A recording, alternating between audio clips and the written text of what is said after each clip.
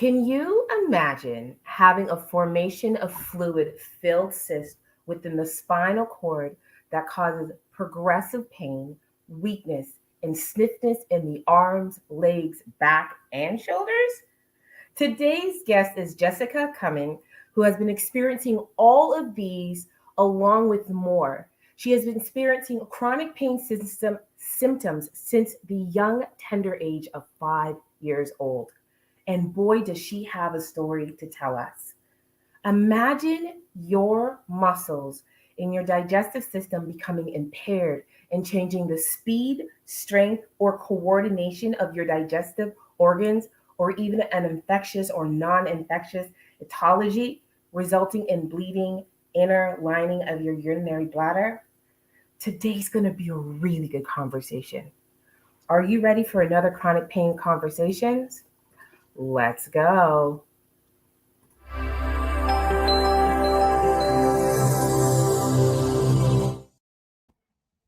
Hello, and welcome to Chronic Pain Conversations.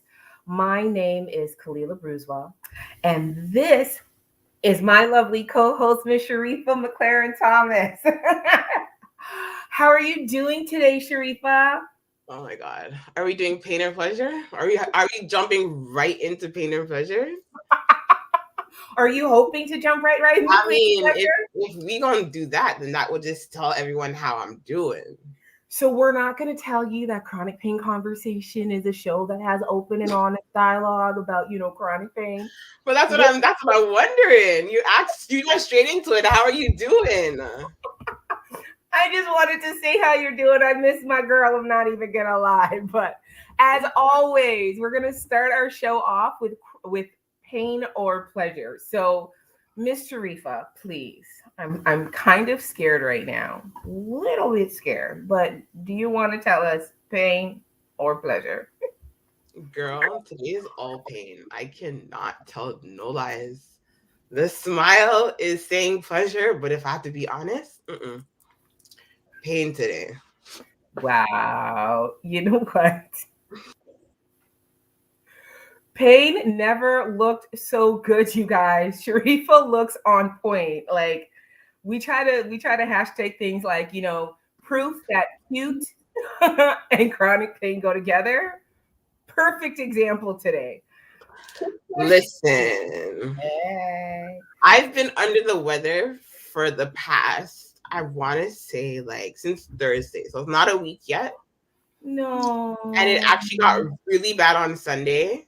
You can ask Khalilah, she called me and I was like, scarf in bed, scarfed up, in the shivers. I was barely talking. I was like, like it was horrible. I can say I'm feeling a little bit better. I do have some congestion, nasal congestion. Y'all can hear it. So I don't sound normal today. But other than that, just a little dry cough, nasal congestion, but my body feels great. I can't lie. Compared to what I was feeling before, my body feels great.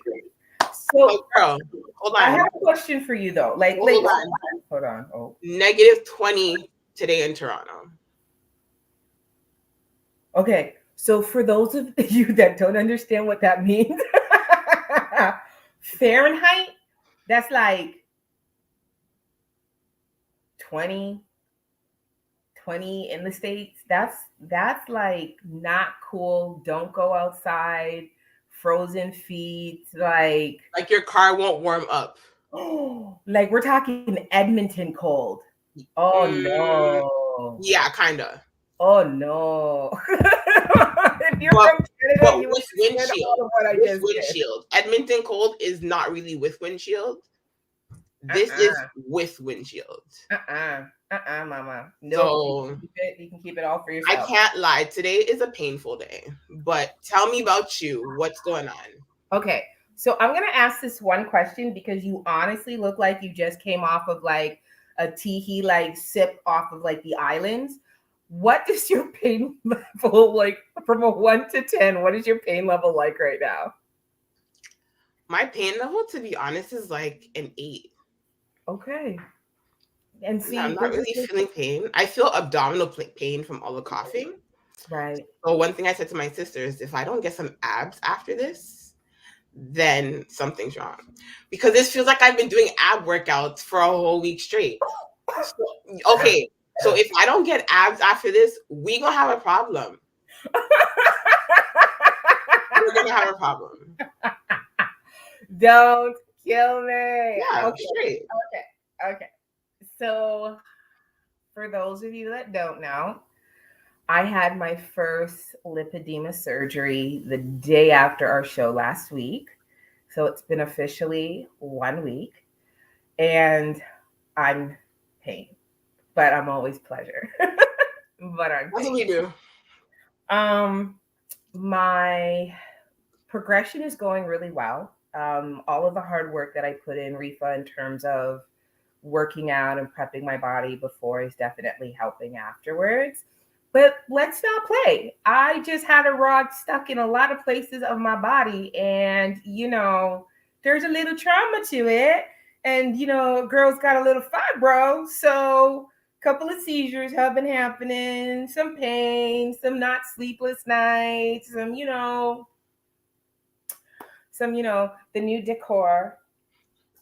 It looks good on you, girl. It looks good on you. I make it look good. Again, If y'all don't know what that is, that's compression stuff, guys. we're gonna take this one section and be like, we make chronic pain look cute. Honestly.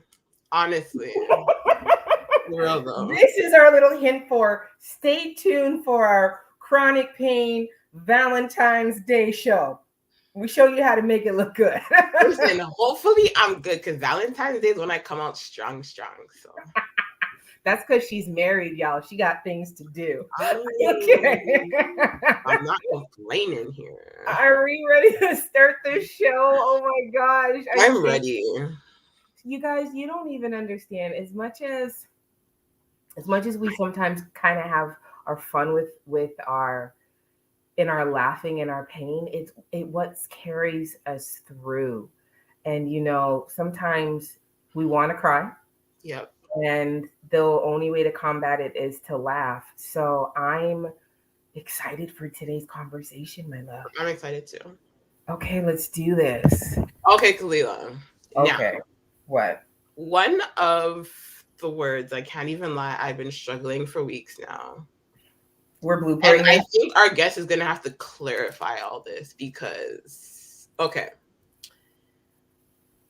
I'm going to try to pronounce it for you. You're going to tell me if you've ever heard of it or know what it means. Okay, let's go. So the pronunciation is Syringomyelia, I think. And this is Google pronunciation here, so I'm trying my best. No. Okay. So tell me what it is. Okay, so it's a rare condition that causes the development of a fluid-filled cyst in your spinal cord. Okay, so I've had ovarian cyst. Okay. Those have sucked. Oh, I've experienced a very, very sucky one recently. So I remember. Yeah. So you're saying to me that you're gonna have this cyst that in your spinal cord? And remember, your spinal cord is made up of a lot of different nerves. It's your because if your spinal cord shuts down, typically that's your body. Yeah. So that's what it is. Okay. It's so rare that 8.4 out of 100 people get it. Hold on. 8.4 out of 100. Out of 100. It's not very common. Like you need actually like 200 people just to get like one. It's just, I'm trying to do the math in my head right now. Yeah. Like I have to take a breath for a moment, Rifa, because it's one of those moments when you say a word to me that makes me realize why we're doing the show. But then I think about, we never thought that we'd come across words like this. So, or people that are going through things like this or have going through things like this. Remember we did an episode on hydrosyphilis? Yes, Isla. Okay. So there's two forms of Syringomyelia. Try Okay. my best here. There's Okay. congenital and there's acquired. So people with congenital may also have hydrosyphilis. So the two can go hand in hand because of the buildup of excess fluid, right, in the cavities, the ventricles. Remember we were talking about it? We were talking about it. Right. So that means that this is an example of another thing where one chronic pain can overlap onto another chronic Other things, exactly. Remember, it doesn't not necessarily has to, but it may. The person may have hydrosyphilis. may And have then hydrosyphilis. acquired syringomyelia can Okay. be as simple and occur from complications as such as a trauma, like an accident Okay. or meningitis. We hear people getting meningitis all the time. Yes. So, and it doesn't appear right away. It appears months or even years after the initial injury. So this could be like the after effect of ticks, not knowing how you have ticks, Basically. but you could be, wow. Basically. So Okay. you could have had your accident when you did, Right. and not see the effects of this years later down the road. Wow. Yeah. Okay. So I say all this to say that our guest today, Jessica Cummin, Yeah. is going to expand more on what she went through with when it came to this, which when she maybe had congenital or acquired. Right. And Khalilah, she's been through so much other things. I can't wait to hear her story. She's been through gastric dysmotility. I don't know if you heard about that. No. I haven't heard about it either. So I'm excited to hear about it. I did a little bit of read up, but I'm excited to hear her explain. Okay. Also, as well as hemorrhagic interstitial cystitis. Words are mind-blowing. So I'm not going to do any more trying to pronounce this. I want us to bring on Jessica. Are you ready? Oh my gosh. Are you ready for this? I am ready. You're always ready. I'm always ready. Exactly. Okay, let's bring on Miss Jessica. Let's have some fun today. Hi. Oh my gosh. Welcome. Thank you so much for having me. Oh my God. So we've got another UK in the house. Loving it. Honestly, getting a time difference. I didn't know which way I was going, so I'm really glad I got it right. So it's chaos. Okay. Before Jessica even starts, you guys, I don't know if you saw her promo. And I said this to her before we started, was her sophistication. And I really mean when I say this, her sophistication, how she puts herself together, her fierceness, how she shows up in her Instagram pictures and the shots that she takes, her artistic side of it, just your conversations, your wording. Like I've been watching you in terms of just how you put yourself out there as the chronic iconic, which is so true, that I am honored and humbled at the fact that you decided to submit and join us on this show. So I just, from the bottom of my heart, want to say thank you and applaud you for being a fierce woman. Like, just dynamic. He's making me think about having like chronic pain conqueror awards. Like, we just listen at this point. I think when we reach season 10, we should be giving out some awards for over the past like 10 I'm seasons. telling you, she has us on it. Okay. Trust me. Oh, thank you for joining us, Jess. Okay, so we're so interested to hear your conversation today. And, you know, first and foremost, I know Sheriffa's in the back dying to find out, did she actually say the words correctly? Let the audience know. It wasn't, like, it was close. But, like, I don't even know if I'm right half the time, but Syringomyelia is, I think, the pronunciation of the spinal cyst situation.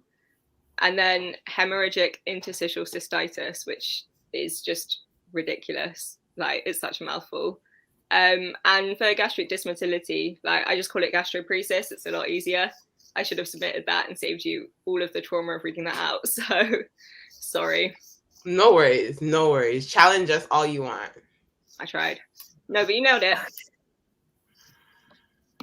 Tell us your story, Mama. Tell us how, you know, we know that you started at 5. How old are you now? I'm 25 now.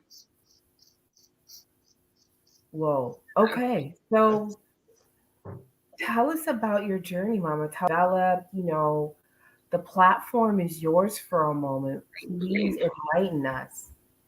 Well, I think because the overriding condition, which I actually didn't mention originally, is Ehlers-Danlos Syndrome. So that's a connective tissue disorder. All my collagen is basically defective, so all the soft tissue in my body. And it sort of shows different elements, different stages of life. So as a kid, I experienced chronic pain in my knees, wrist, and basically just throughout my back. And I'd get minor dislocations in my hands and all of that. And that sort of just continued. The back pain got worse as I got older. And then when I hit puberty, about 11, 12, 13, there was a sudden massive onset in spiraling back pain. And I just accepted that as part of my life. I didn't question it that much. Thought it was normal. And that continued.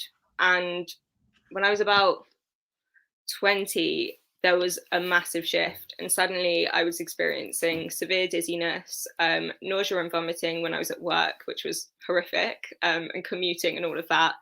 And I started just not really being able to go to the toilet properly, and my weight started dropping significantly, and just my joints were kind of popping out and dislocating a lot. And it was all really, really bizarre because it had never been like that. And just all of these reactions, and I started getting hemorrhaging, so significant blood loss throughout my bladder and not being able to go to the toilet. And it was just all of these seemingly disconnected symptoms were happening. And I kind of almost thought it was just a mental thing, because how could all of these disconnected areas of my body have all of these problems? Like, no, I was sort of comparing myself to my friends, and no one had all of that happening. So it got to the point where I was working as a nurse, and I actually just couldn't carry on. And I got signed off work and had to kind of find out, like, what is the answer to everything happening. And then sort of 22, I finally started getting my diagnoses, but it was a very weird and quite rapid deterioration from working as a nurse to being in a wheelchair. So yeah, not very nice. That is interesting. So this happened mainly in your teenage years going into your 20s, pretty much. Yeah, definitely the most significant spiral was early 20s, late sort of like 19, 20 time. That's a lot to go through such a young age. Yeah, definitely.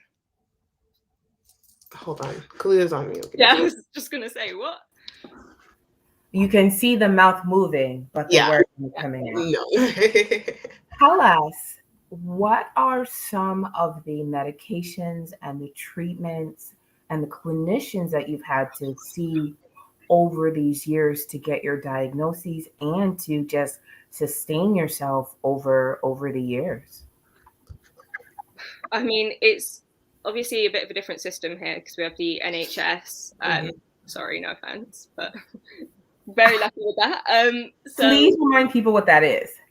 Oh, so, well, it used to be a kind of standardized healthcare service for anyone. It was started like 60, 70 years ago by a socialist MP who wanted to have healthcare for poor people because we basically get left out the picture all the time. And it has been amazing for most of my life. But obviously since the pandemic and austerity and our government, it's got very much cut.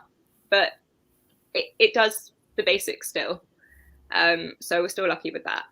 But it's very, I think the treatment is quite fragmented. I'm under neurosurgery the complex spine department for my syrinx and my spine.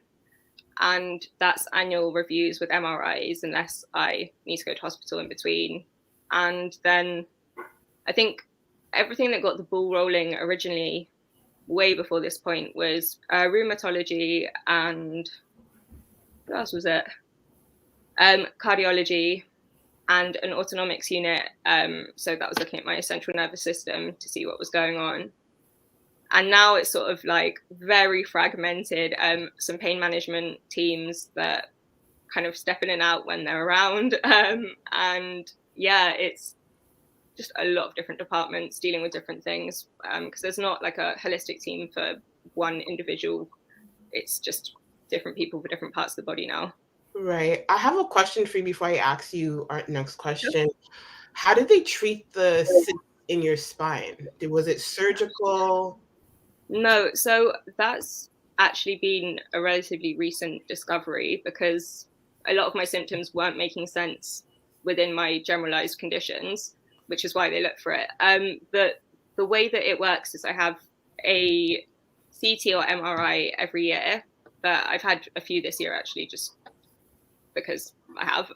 And they measure, each time they look at it, they measure the syrinx, because sometimes people's syrinx can stay the same their whole life. They can disappear. For some people, you could sneeze and suddenly a giant one appears. Like, you have no idea the progression of it. So they have to keep monitoring. And then if it's at a point where you could get like a added cord or paralysis, they might put in shunts, like they might drain it, or they might do surgery where, like, there's loads of different surgeries. There's decompression, there's shunts, there's I think some people have had actual vertebrae kind of shaved off, and it's all very weird. I don't it's a case by case situation. So got you. Yeah. So what does a typical day with you look like? It's a bit unfortunate at the moment. Obviously I'm shielding because of the pandemic, and just the delays in healthcare have meant I'm a lot more unwell than normal. So I was working quite a lot during the day, but that has stopped. And the majority of the day is rest at the moment, realistically. I sometimes try and like sit out the front and get some daylight, but it has got very restricted in kind of how my life looks at the moment. I'm very lucky that I have carers, which means that kind of that pressure is taken off me and allows me to function a bit more during the day. So if I want to do something creative or whatever, I can, like body permitting. But at the moment, my days are predominantly spent in bed, unfortunately. Okay. So one of the things that people can't see with this amazingly gorgeous individual is that I make her blush. I know. Is that you have a wheelchair. Now, is this something that you have to use to support yourself in daily living? Is it, or do you walk, or is what has happened to you just put you in a wheelchair for life? So I'm an ambulatory wheelchair user, so I can walk small distances depending on the situation. Usually I will walk with like crutches or a stick if I am walking. I think I am pretty much full-time in my wheelchair use. I have been for about a year, but prior to that, it could be sometimes I'd go out, like in the very early days, I might have gone out without mobility aids and maybe just splints or something. And then as my sort of dizziness and fainting and that developed, the fall risk obviously got higher, and the wheelchair use got more frequent. And there's sort of a point throughout the day, every day at about 5 p.m, I will crash and just be too drained to do much. And from that point forward, if I was to do anything, I should be using my chair, or I should just be resting. So my follow-up question for you is, how did you learn to cope with your illnesses? How do you learn to cope? Because, you know, Sheriffa will tell you, I have a walking stick, and just to get the walking stick and the parking disability permit was psychologically Like, I ain't old. So, these are the things that we really want to bring to light in terms of what people are dealing with. So could you elaborate a little bit, not just on the wheelchair, but just in terms of your body deteriorating? How did you learn that, how did you become that conqueror? How did you go, this is not going to define me. I'm still going to be sexy and sassy. I'm still going to put myself out there. Like, you're dynamic. So could you give our audience, a little bit of depth on that?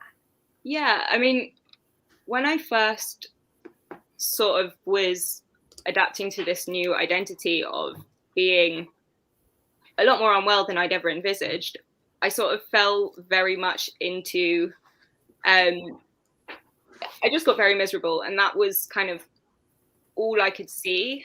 And then I sort of hit a point where, like, there's a skill I always favor called radical acceptance. And I think it's something that everyone who's unwell should kind of familiarize themselves with. And I got to this point where I was like, this is my reality. I can't waste all my energy resenting and trying to make it change, because it's not realistic. Like, this is what it is. And actually, there are so many parts of myself that I really missed. I missed all my like underwear and the provocative images you see online, and I miss being creative. And there are things that I know I can't necessarily do, like going out on wild nights out. That's behind me. But other things that I sort of just worked out a way to create a relationship where I could adapt something so that it fit with my day-to-day life now. And I found a lot of things are adaptable. And when I started to get back in touch with the things that had previously been my sort of identity and what made me me, I realized how fulfilling it felt, even if it was not the same. Yeah. And I know that, like what you said about the walking stick, when I first had mobility aids and I first had this visible disability come through, I felt really ashamed and I felt infantilized and judged. And my way of taking ownership of that was being like as unapologetically me as possible, because people were more likely to be like intrigued or fascinated rather than patronizing when they see someone being authentic, or like it brings more joy to it, and it feels good for you as well. And it was sort of just reconnecting with myself after losing myself for so long that just allowed me to accept this as how it is. Obviously, there are days where you're going to think, nah, I'm not happy with this, but it's a lot easier than it was. Me and Khalilah just smiled at each other about your unapologetic side, because you're the second guest that came and mentioned being unapologetic. And I think that in itself is very strong. So I applaud you for holding on to that. What types of support have you received from your family, your friends? Are there any doctors that have pointed you to specialists, or have you found any Facebook groups, Instagram groups for support? So I've tried sort of all of those avenues. I originally looked up support groups for Ehlers-Danlos, so EDS, the overriding condition I have. But unfortunately, it was a very different demographic of people to me. There were people with a lot of private healthcare, and I found it too like depressing. So I left that. But I have a GP who is amazing, and he's really fascinated with my conditions, and sort of was the first person that didn't pathologize what was going on and sent me for the correct tests. And I'll always be grateful for that. And I think with family, with a lot of young people I know who have ended up kind of needing wheelchairs and stuff like that, it's a hard adjustment for family and friends who have known you outside of that. But a lot of people who are close to me and have known me for a long time have seen the progression and were with me for all those years where there were all the question marks and no one knew what was happening. And I think over time, people have learned to accept that there's going to be different needs in terms of like access needs. And just a lot of my friends now, not that I'm going out at the moment, but if I did, they will always say, oh, we looked up this place, it's wheelchair accessible, so like it's good for you. And I think it's just people making those small tweaks in thinking about kind of what is a way to support you without putting that onus on you. And it sort of removes that isolation. So those sorts of small things are massive to me. And yeah, that's it really. I love that. I think we had mentioned it last week about having conversations with your friends and family. So you don't have to miss out. They're probably looking out for you and they can help accommodate you as well. So I really like that. That's a perfect example of what we were talking about last week, Khalilah. It is. And, there's things that she talks about, like, she's not a night girl anymore. But for me, it's like, then we become day girls. Like, you know what I'm saying? It's like, it's understanding that we just have to tweak it. And just because it's not dark out doesn't mean I still can't throw on some music, put a little boogie on and dress myself up. So, or we shift how it is. So I have a question which is going to lead into my next final question, but it is, in you realizing things like, okay, I'm shutting down at this time. Is there a place where you'll rest more in the morning or day so that you can have an even experience if there's an engagement going on or something that you want to attend? Does that help? It can. I think in terms of fatigue, obviously that can be really helpful. And I think the shutdown that tends to happen is just from my neck being like, all right, we're done being upright for the day, time to lie down. But if I really kind of maybe a couple days in advance make that effort to rest my neck, wear my neck brace, do everything properly, there's more of a chance, but it's not certain that I'll be able to get that. It never is it, my love? Yeah. So here's my follow-up. What are 3 techniques or tips that you can give fellow chronic pain conquerors to help with their pain? If you've got someone listening to you right now and there's that place where, like, our audience doesn't even know, our show started a little late today simply because I got 2 hours sleep last night, and I tried to get sleep, and we can't all the time. So what are some of the tips and the techniques that, if someone was watching you right now or could relate to you, that you might know something that they haven't, or you know what I mean? Like, it's not just always it is about clinicians and things like that, but there are some home stuff that we do or things like that. So what would you recommend or share? I mean, the first one is obviously not for everyone, but anyone who has widespread pain should get a pregnancy pillow. Absolutely life-changing if you haven't.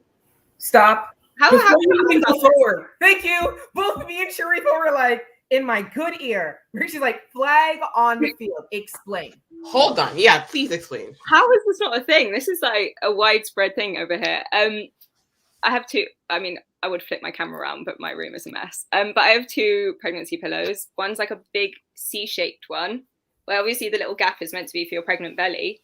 But because I sleep on my side, it keeps everything aligned. So instead of waking up, oh God, sorry, the sounds in my flat are awful right now. Instead of waking up with kind of like all this misaligned pain that people get in the morning, because everything is level, it's a game changer for sleep. So I fully recommend that. Writing it down now. Literally, get back to me in a few weeks. From a sleep pillow though? Like, I mean, is it the same concept or is it completely different the way that it structures you? Well, it's like the one that I use all the time is a giant C shape, and it's literally your entire length of your bed is pillow. So it covers your whole body basically. So if you have your arms wrapped around the curve of the pillow and your legs on it, it's literally everything is supported. Because I used to have like all the normal pillows left, right, and center under every joint. Problem solved, basically. Can we say Amazon.com? So go on, Sheriffa. Listen, this is mind blowing because I heard pregnancy, like I wasn't expecting her to come with pregnancy pillow. I'm gonna have to look into this, but we are both looking into this.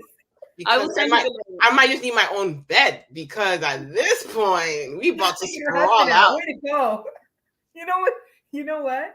This is the only time she has accepted the word pregnancy in her life. Oh God, me too. I'm literally like, hell no. Anyone who says that. 2022, we may just open up our minds. 2022. I'm waiting for tip number 2. Oh my God. Oh God, right. Bit of a hard one to follow. I think this is more of like a kind of as a person. So many of us, or everyone that I've spoken to at least, we self-sacrifice for the sake of other people's comfort. And actually, the biggest thing for me has been stop self-sacrificing. So all of us have at some point in life pushed through pain when we don't need to, because we're worried about other people getting uncomfortable. And actually, if you get to that point where you've hit that wall and you're saying, I need to stop right now, I need to rest, and I can come back to this later, you're going to feel significantly better than if you push through to the point where you just can't even see, like, there's no point. And so many people, like, I mean, I still have my moments too, but you shouldn't have to self-sacrifice for anyone. Like, if anyone else lived in the shoes of any of us, they would be a lot more empathetic. Actually, like, if you knew someone in the same position, you wouldn't make them push through. So why do it to yourself? True. My viewpoint. And I love the way she said that. Absolutely. It makes sense. We have one more thing we're going to ask you to do. You quoted for us, having a disability isn't the end of life. It can actually be incredibly empowering and allow you to find elements of strength and creativity in yourself that you didn't even know possible. Can you just share and explain to our chronic pain community what made you come up with this quote? I think until you become disabled or until you become unwell, you hear all these, like, I call it inspiration porn. It's a phrase that's thrown around, but you hear all these stories, and they're sob stories about, oh, woe is me, this person I know, this happened to them. And you just become an object of pity when you're unwell. And I remember falling into that early on and feeling pity for myself.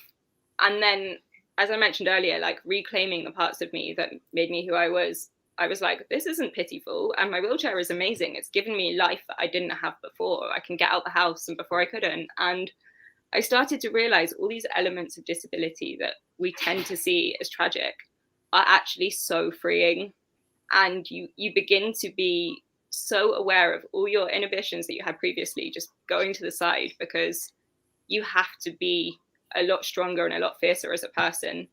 And then all of the things that you learn to do again, so if it's making art or whatever works for you, you have to be so creative in finding ways around your barriers that you end up just having a completely different, like, mindset and way to approach everything in life.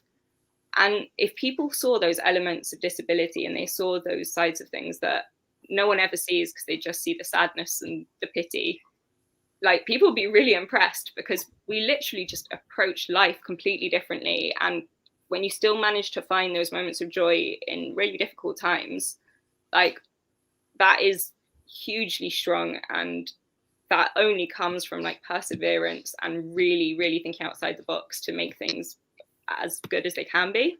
I don't know if that makes sense. It's a bit of a ramble, but yeah. It makes total sense to me. I hear it all the time. You don't look sick. You don't look like anything's wrong with you. But it's because we don't show it on our face. We still keep it pushing. So I 100% definitely agree with you. Oh my gosh. And you know, everything you just said, like, I was going to ask why you labeled yourself the chronic iconic, but your conversation just now says it all. Says it all. So I'm like, I get it. I really, really get it. It tears me to say that we're coming to the end of the show, because you are a delight and you are full of knowledge, and you are, and I know it sounds crazy, and I don't know if it's just the light, but you're just the shining beam, and you are the kind of person that we look for.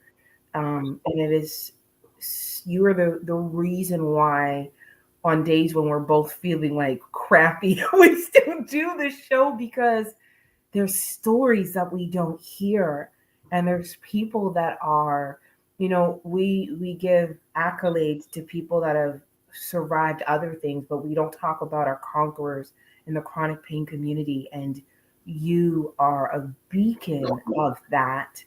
And it's not that you go out and you're trying to just be anything. It's just who you are and how you have chosen to rise and overcome during this season in your life. Yeah. I pray that doors open for you in ways that you could have never even imagined, because you chose to still live and fight for your life in the midst of what seemed to be a challenge and chaos.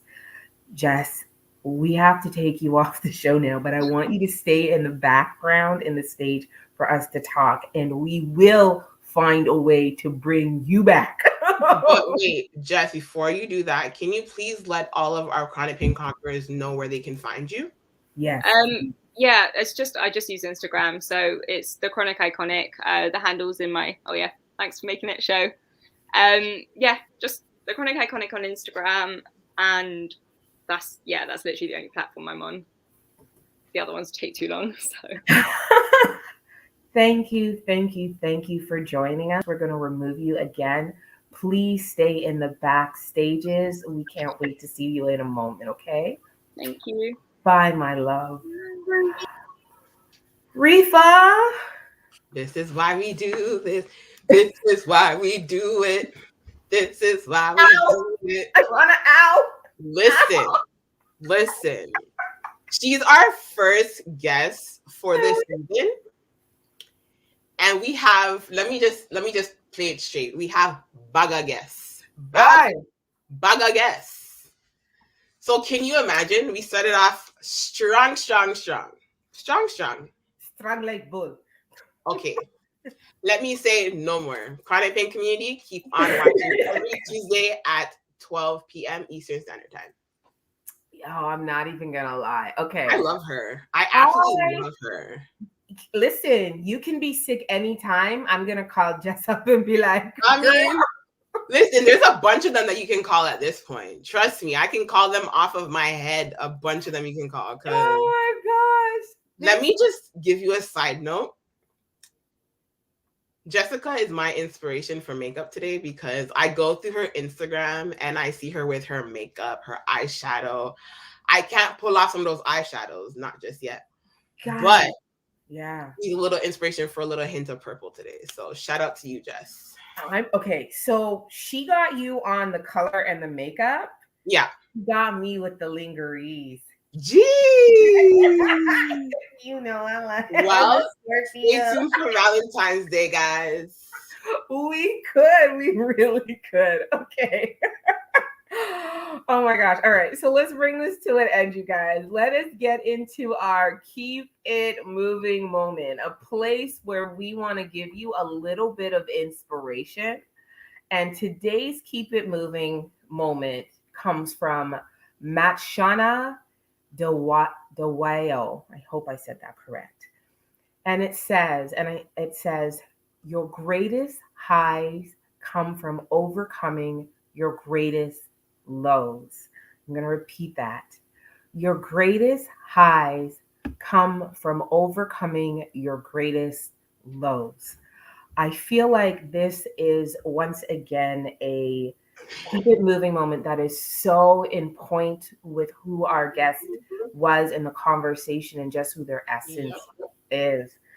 Sheriffa, man, let's wrap this up, because this has been Andrew says, thanks a lot for the information. See you guys next week. We love having you here, Andrew. Thank you so much. Second week in a row. Let's keep it going. Okay, so let's wrap this up. Any final thoughts about today's show or anything else like that, my love? Honestly, I couldn't have said it better than Jessica. I think we all need to be unapologetic. Sorry, that's what stuck out to me, because it's the truth. Like, you just have to make it work. I think with her, she realized, in a sense, she doesn't have a choice. She has mobile aids. What else is she going to do without them? She just has to make it work. And believe me, guys, please go follow her, because she makes it work with sass. We're bringing all the S's out with this girl. Like, all listen, of them. Sophisticated, listen. sassy, sexy, sensual, just, just all the She makes it work. And I think that's what we have to do. We just have to make things work, make life keep going, because guys, like, why are we going to sit around and mope? Like, life right now isn't the greatest, but we can make the best of it. So let's just do that. Yeah. Okay. So take us into, like, I have no words anymore because I will just keep talking for the rest of the day. So I'm just gonna close this off. Is that okay? That's fine. Let's do it. Okay, guys. That's our show. Oh my gosh, that's our show. And my name is Khalilah Brucewell, aka the Overcover. And I'm Sheriffa McLaren Thomas from YouTube's The Thomas Life. We are so thankful for you watching us today. We will be back next week with Raya. Is this right? Lachastan? I would assume so, but we'll clarify with her next week. Okay. So next week, Raya is coming on, and Raya actually has chronic candida. And she's had it for 1.5 years, but she was undiagnosed for 10 years. She's got chronic constipation.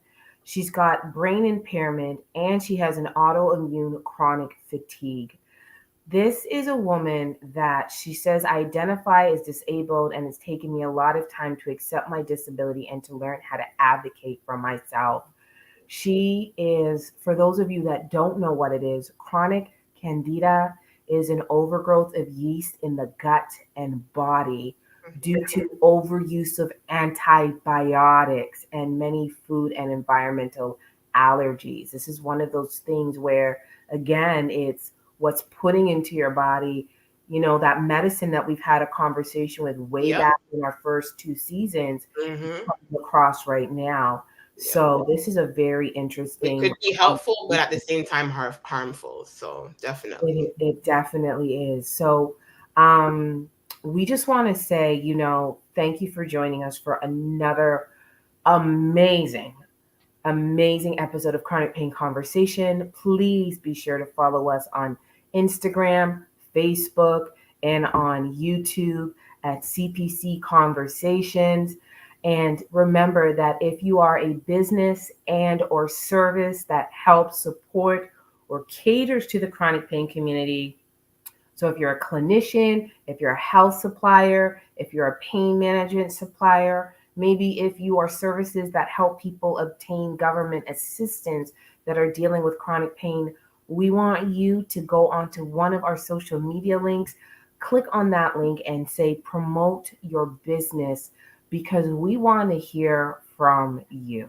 As well as if you are a chronic pain conqueror, we want to hear from you as well. If you live with a disease or illness, have tips on how to manage through the pain, or if you're even a caregiver of someone who is going through a chronic illness, we want to hear from you as well. So be sure to fill out that bio link in our links below.